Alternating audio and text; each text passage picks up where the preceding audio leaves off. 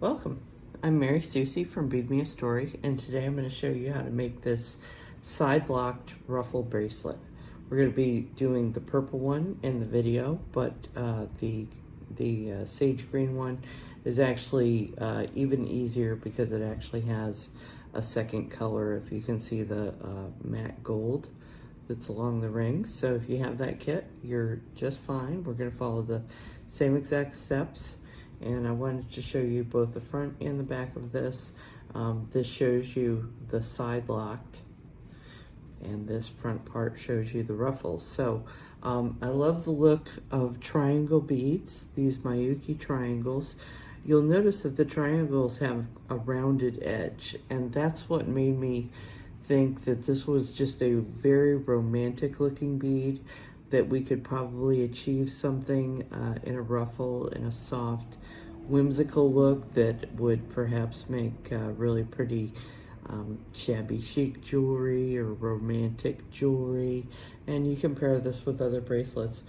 Just to show you one more that I tried, this is the pink one that I did. And the big reason why I didn't make this into a kit, and I did make these others into a kit, is that you can see that this one ended up just very tight, okay? So I wanted to point this out to you because as you're using beads with chainmail, okay, the rings in the chainmail can be just a part of a millimeter different, and it's going to, you know, create a tighter or a looser finish. So the lavender jump rings are always lovely to work with, and they usually run nice and small. Both of these seem to do just fine. Didn't have any problems with this one at all. But occasionally you will get ones that run a little bit fatter. I do know that red tends to run a little bit thicker. Silver tends to run a little bit thicker, and the one that always runs the smallest is Silver Frost. So if you do something in Silver Frost, you can look forward to having a very loose, easy flowing bracelet. You notice this one's just a little bit tighter. It'll still lay flat, but it does have some tightness in it. And then the pink was the tightest of them all, and I can't even lay this flat. Looks beautiful still on the wrist. So if you do decide to work with these colors and get more supplies later, that's just fine, but just know that you're always taking a risk with jump rings, and you know, they do run a little bit thicker or thinner. So the more you get to know them, the better choices you'll be able to make. And again, with beads, these beads are a size 5, so I don't think you're gonna have any trouble. There will be a few beads that you have to throw off to the side because they're a little longer than perhaps they should be, but for the most part, you won't have a lot of trouble getting the jump rings into the hole. We can't say that with all of the projects that we have, so just keep in mind, beads weren't necessarily made for chainmail. Beads are inconsistent in their size and in their hole size. That's why I tend to use Japanese. They are more consistent usually, but you know, it's just about experimentation and figuring out what's going to work for you. So enough said, and let's go ahead and get started with our project. Okay, so the very first thing we want to do here is I went ahead and closed all of my larger size jump rings, and I've opened all of my smaller jump rings. Okay, so the first step in this pattern is just to start making a 2x2 chain. So we're going to start with one of our open jump rings. I'm going to pick up 4 of the closed rings.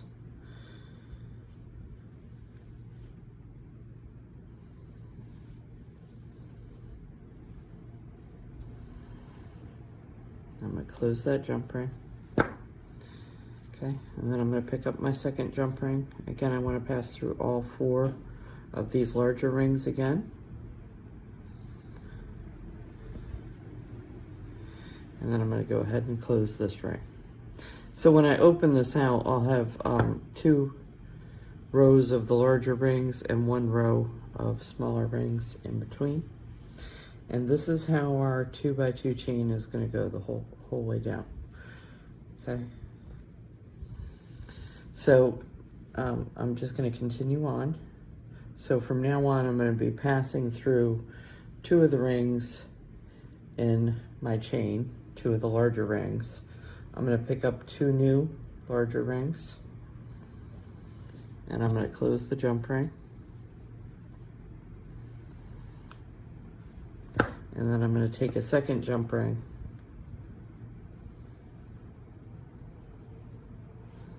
pass through the 2 larger rings, and now the 2 larger rings that are sitting on the outside, and close the jump ring. Okay, so we're going to continue that way. I want you to make the chain the full length that you think you need. You please use the size chart and go ahead and figure out how many center rows you need with the large jump rings. You're going to have a whole bunch of, even if you open all your jump rings, you should have lots and lots of the open rings, and just a set number of the closed rings in the larger size. This is only for the center row that we're going to use the larger rings. So once we're done with those in this step, you'll be done having 2 different size rings, and we're just going to continue the rest of the bracelet only using the smaller jump rings. Okay, so while I was talking, I went ahead with another row. Okay, so this is what this first step should look like, just a whole lot longer. I'm going to pause here. If you want to pause your video, catch up with me, I'll be back in just a moment.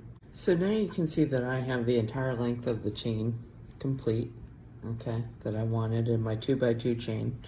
And the next thing we're going to do is we're going to attach the clasp to one side of this chain. Mainly gives us a handle to hold on to, but also with this particular weave, you're going to want to actually be skipping the portion between the clasp and the first sets. So we just want that to be very clear for ourselves. So it's much easier to go ahead and put your clasp on. So just again, from now on, we're using the smaller jump rings, and I am going to use,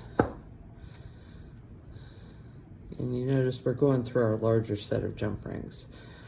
So I'm going to pass 1 and 2 jump rings through one side of this clasp. This is the 2-hole clasp.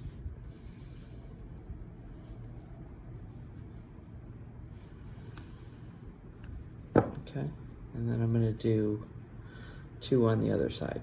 So we're passing through the same pair of large jump rings that's on the end. By the way, my other end also ends on large jump rings.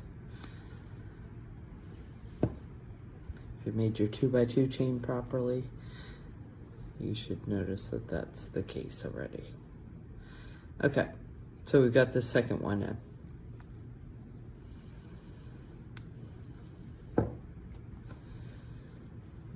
And now that we have our center chain ready to go, okay, we can go ahead and start getting our additional jump rings and beads ready to apply to this center brow.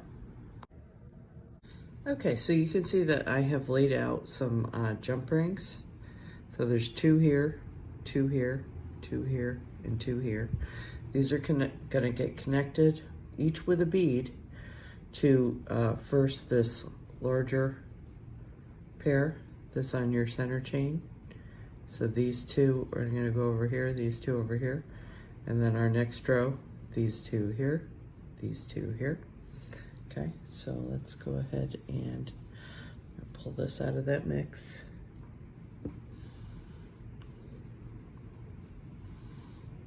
Okay, so just pick up the bead. These triangle beads are size 5, so they do have a nice big hole to them.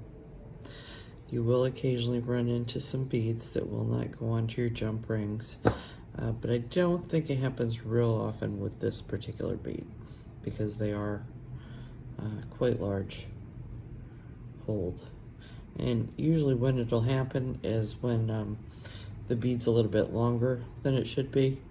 So occasionally, because of the length of it, you can't get your jump ring to go through there. Okay, so see, here's our first one. So see how I have two here,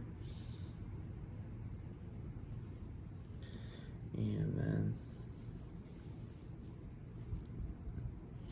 let's do our second one.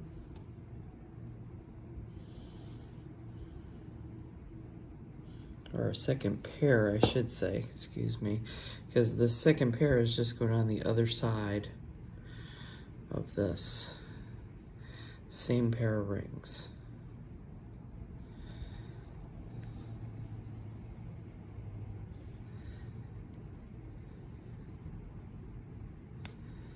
Okay, so I'll show you what that looks like. So see, we have 1, 2, 3, 4. So in essence, all we're doing right now is just making a shaggy loop chain. This is just a shaggy loop with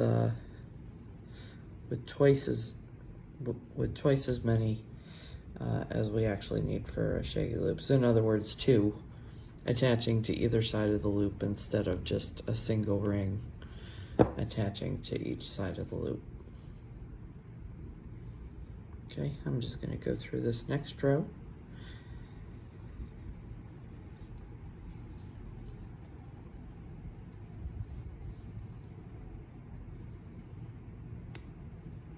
Okay, so you see 2 more.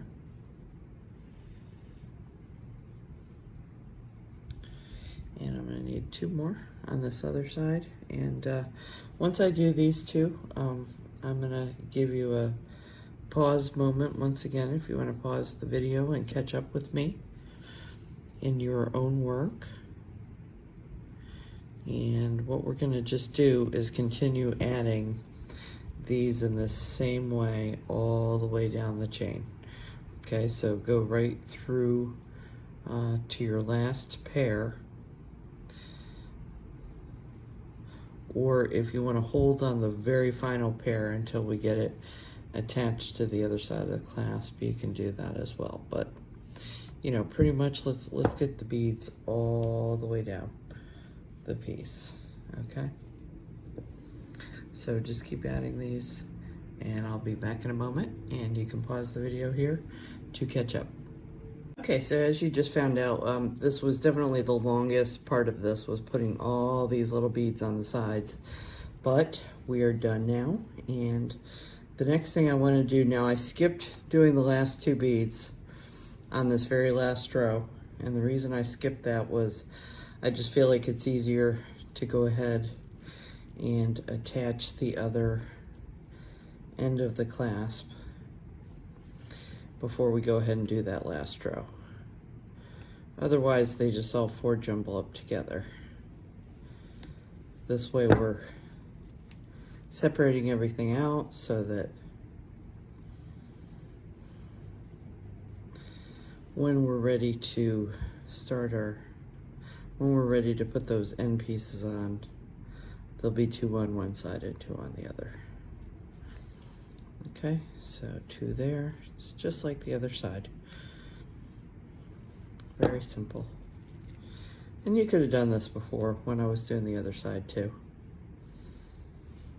I just like to get a feel for sizes as I go along. So that's why I wanted to go ahead and do this way and make sure.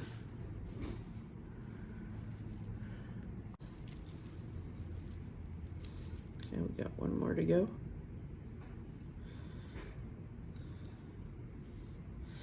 And then I'm going to go ahead and put these last ones on here.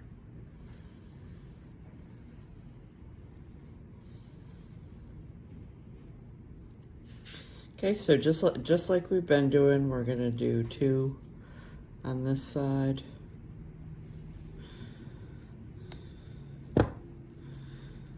And 2 on the other side. And then we'll begin our next step. Okay, so we're finally in the home stretch of this project. You can see I have both ends on. Okay, both ends are attached. And I have all my little shaggies, 2, 2, 2, 2 on this side as well, okay? And now we're gonna start linking these together, and this is the part that's gonna start to inform our shape, okay?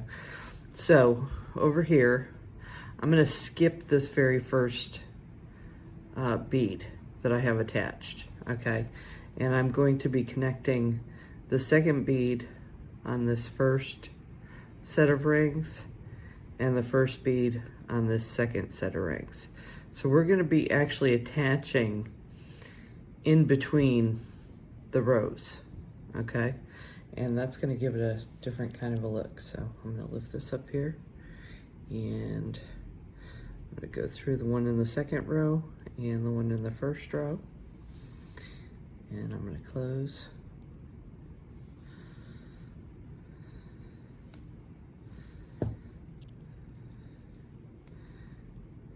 Okay, I'm going to do that on the other side as well. So, and you're going to have to turn this around in your hand a little bit, figure out what the easiest approach is each time you start adding to your rows like this, because there is an easier way and a harder way for sure. Okay. All right, so you can see I put little bracers here and here. And now what I'm going to do is I'm going to double these bracers, okay? Just to give it a little bit more lift. What this is doing is it's pushing the beads forward in the front of the bracelet. So the part of the bracelet you're going to see, the part you're seeing right now is the part that's going to be up against your wrist. And the part you're going to see, we're filling these jump rings in a little bit more so that it's going to push them up in the front of the bracelet.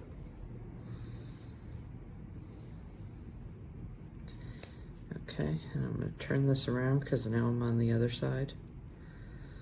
Once you get going with this, you can do a few down one side and a few down the other, just because it'll be faster. But I want to do a couple rows with you so you can start to see the shape forming. Okay? So once you get that first one established, it's really easy because you know you're just going to link the next two and then the next two and the next two. So let's do at least one more set here.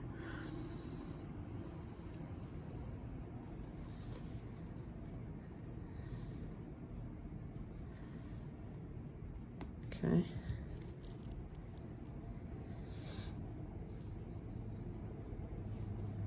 And we'll do another one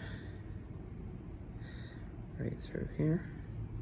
Notice I'm supporting it with my left hand. I'm holding it very loosely. Oops, I think I was going through the wrong one. That's why it was so hard. Hold it very loosely to let the, give the rings room to be moving around, and you know, you're not holding it too tight so that things can slide through easily, okay? And then on the other side.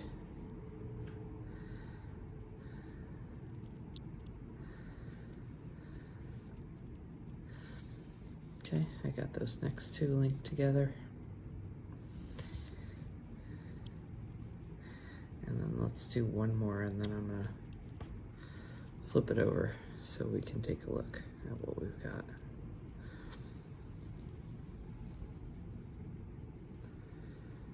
Okay. So 2 at each point, but this is gonna go along a lot faster than when we were adding the beads. Okay, so you can see how all these down here are flat, and these you can see they're starting to push up, okay, and you get a little shape from that. You get a little wavy shape, a little bit lacy, and that's what's going to create our shape for us. So I'm going to flip it over, and we're going to continue all the way down the piece. And this is a good stopping point for you. So I'll come back when I have a few more rows done to show you. Okay, so just to show you this one last time in progression before I finish it up, you can see that I've gone all along these sides and locked the beads forward.